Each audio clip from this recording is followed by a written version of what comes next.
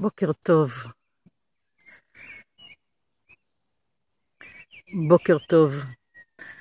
מה שלומכם? זה הסרטון השלישי שלי. מאוד מאתגר הבוקר.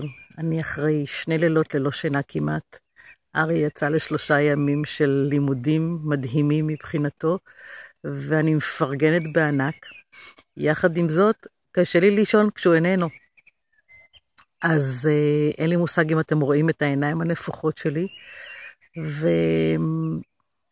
ושאלתי את עצמי הבוקר, שבת היום, יצאתי מהמיטה יום יחסית מאוחר לעומת אתמול, יצאתי הבוקר רק ב4:30 בערך מהמיטה, אתמול יצאתי כבר ב3 בבוקר מהמיטה, ושאלתי את עצמי, מה יאפשר לי להניע את עצמי היום? מה יאפשר לי להיות באנרגיה? מה יאפשר לי? והגוף שלי ביקש לצאת לטבע. הייתי בהקשבה. הדבר האחרון שהיה לי כוח לעשות הבוקר זה היה לנעול את נעלי ההתעמלות שלי. אני אוהבת לצעוד בשעות הבוקר המוקדמות, בדרך כלל אני צועדת בבוקר מאוד מוקדם פה בשבילים, בגבעות של נילי, והבוקר היה לי קשה היה לי. והקשבתי לגוף, שאלתי אותו, גוף, מה אתה מבקש?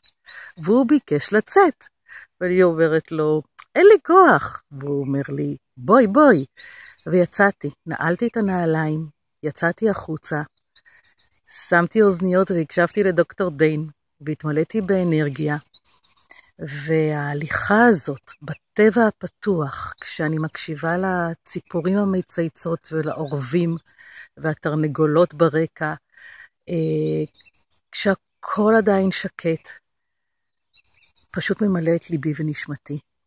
אז הטיפ שלי אליכם היום, מצאו מה ממלא אתכם באנרגיה, הקשיבו לגוף שלכם, שאלו אותו מה הוא מבקש,